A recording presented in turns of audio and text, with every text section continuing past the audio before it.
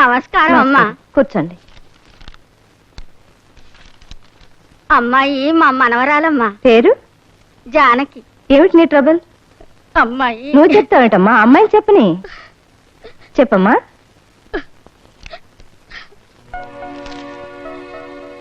Miss Janaki, unmarried, abortion case.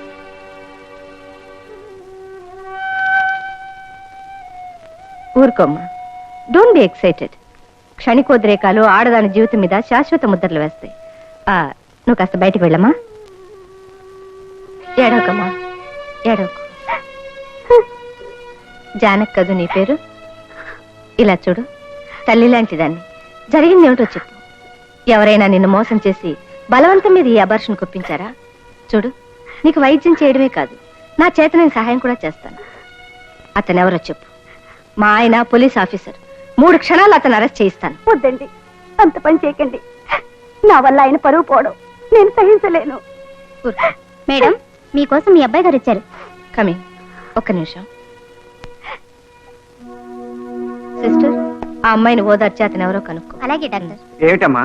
ఎవరో orthodox girl పెళ్లి కాకుండానే తల్లి కాబోతోందని అబార్షన్ తీసుకొచ్చారు. పాపం తనలో తనే కుళ్ళి కుళ్ళి ఏడుస్తోంది. ఇలాంటి వాళ్ళ జీవితాలు ఎలా ముగుస్తాయో ఏమో. మన డ్యూటీ మనం చేసేస్తాం. తను బయటకు వెళ్ళిన తర్వాత సమాజం ఆ అమ్మాయిని పతితగా ముద్ర వేస్తుంది. అవకాశం ఉంటే వెలివేస్తుంది కూడా. ఏ ఊరు?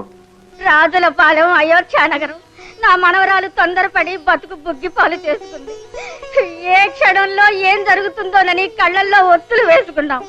కడుపులో పెట్టుకోవలసిన తండ్రి దాన్ని చూస్తేనే మండి పడిపోతున్నాడు. అమ్మా, ఏమిటి రాజా? నేను చదువుకున్న న్యాయశాస్త్రం అన్యాయం కాబోతున్న ఆ అమ్మాయి జీవితాన్ని కాపాడగలుగుతుందేమో చూస్తాను. వాళ్ళ ఊరు వెళ్ళి పెద్దవాళ్ళతో మాట్లాడి కనుక్కుంటాను. నేను వచ్చే వరకు ఆ అమ్మాయిని జాగ్రత్తగా చూస్తాను. అలాగే బాబు. అంతస్తులు మర్చిపోయి అడ్డుదారిలో నిచ్చెన లెక్కటానికి ప్రయత్నించకే. ఇది పాములు తిరిగే పాడులోకం, పాతాళానికి తోసేస్తుందని బుజ్జగించి చెప్పాను. నన్ను లక్ష్య పెట్టలేదు. డబ్బున్న వాడి కళ్ళబొల్లి కబుర్లకు మోసపోయి కాలు జారింది. దాని మీద సానుభూతి చూపించకు బాబు. దాన్ని నేను మర్చిపోయి చాలా కాలమైంది. అది నా బిడ్డ కాదు. కానీ కన్న తండ్రిగా ఆమెను కాపాడుకోవాల్సిన బాధ్యత మీకుంది. సరే, దాని బాధ్యత మోస్తాను. కానీ అటు చూడు, ఆ ఆడపిల్లల మాట ఏమిటి? అది చేసిన పాపానికి నా మిగతా బిడ్డలు బలైపోయారు. దయచేసి వెళ్ళిపోండి బాబు. దాని ఊసెత్తితేనే ఈ ఇంటి గోడలు కూడా మలినం అయిపోతాయి. వెళ్ళండి బాబు, వెళ్ళండి.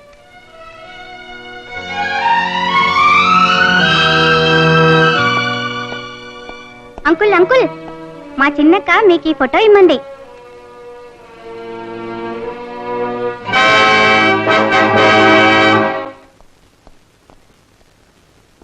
ఎక్కడి నుంచి వస్తున్నారా? రాజులపాలెం, అయోధ్య నగరం నుంచి. అయోధ్య నగరమా? ఏ, ఆ పేరు చెప్పగానే అదోలా అయిపోయావు. నువ్వు ఎప్పుడైనా ఆ ఊరు వెళ్ళావా?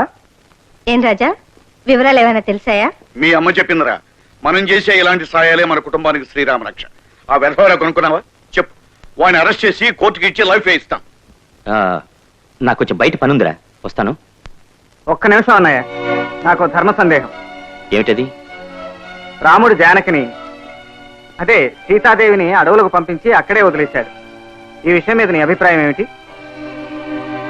ప్రజావాక్కును గౌరవించి తన పరువు ప్రతిష్టలు కాపాడుకోవటం కోసం భార్యను సైతం త్యాగం చేశాడని రాముణ్ణి ఆదర్శ పురుషుడంటావా?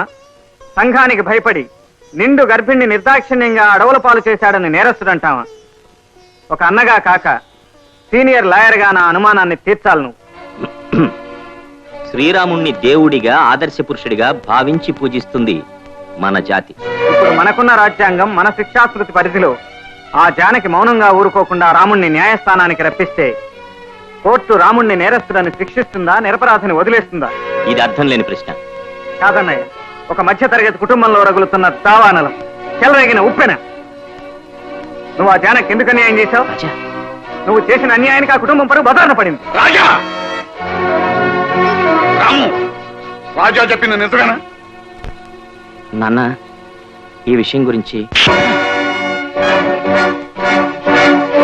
ఏయ్, నా బిడ్డలు రత్నాలని, ఇదొక ధర్మ సంరక్షక సామ్రాజ్యం అని, నా ఇంట్లో న్యాయం చట్టం చెయ్యి కలిపి ధర్మ సంస్థాపనకు చేయూతనిచ్చి నడిపిస్తున్నాయని ఇన్నాడు కలలు కన్నాన్రా. కానీ ఒక అభాగ్యురాలకు అన్యాయం చేసిన దౌర్భాగ్యుడు, ఒక అబల చేత కన్నీళ్లు కార్పించిన నీచుడు నా ఇంట్లో నా కొడుకు స్థానంలో ఉండటానికి నేను సహించను. నేను ఇప్పుడే షూట్ చేసి పారేస్తాను. ఏమండి ఆవేశపడకండి. నీకు తెలియదు సరస్వతి, వీడు హంతకుడుగానే హంతకుడు, చట్టానికి దొరకనే హంతకుడు. వీడి మూలంగా 2 కుటుంబాలు తల ఉంచుకునే పరిస్థితికి వచ్చాయి. ఈ చెడ పురుగును బ్రతకనివ్వకూడదు. నువ్వు తప్ప. ఆయన ఏం చేయకండి, నేనెవరికి అడ్డురాను. నా దారి నేను పోతాను. You merciless creature. చూడరా, ఈ పరిస్థితిలో కూడా ఆ అమ్మాయిని క్షేమాన్ని ఎలా కోరుతోందో. రేయ్, చనిపోయిన కళ్యాణి తల్లిదండ్రులకు నా పెద్ద కోడలుగా చేసుకుంటానని మాట ఇచ్చానరా. అది పుట్టినప్పటి నుంచి నీ భార్య నీకు తెలుసు. ఇప్పుడు దాని బ్రతికి ఏం సమాధానం చెబుదామని ఈ పిల్ల జీవితంతో ఆటాడుకున్నావురా. ఈ ఇంటి పరువు నిలబడాలంటే నువ్వు అందుకోవాల్సిన రివాల్వర్ కాదు, తాళిబొట్టు. అది నీ పెద్ద కొడుకు చేతికిచ్చి జానకి నీ ఇంటి పెద్ద కోడలుగా తీసుకురా. రాము, నీ నిర్ణయం ఏమిటి? అమ్మా, జానకిని ప్రేమించానని చెప్పడానికి భయపడ్డాను గాని పెళ్లి చేసుకోమంటే బాధపడను. ఆనందంగా తాళి కడతాను.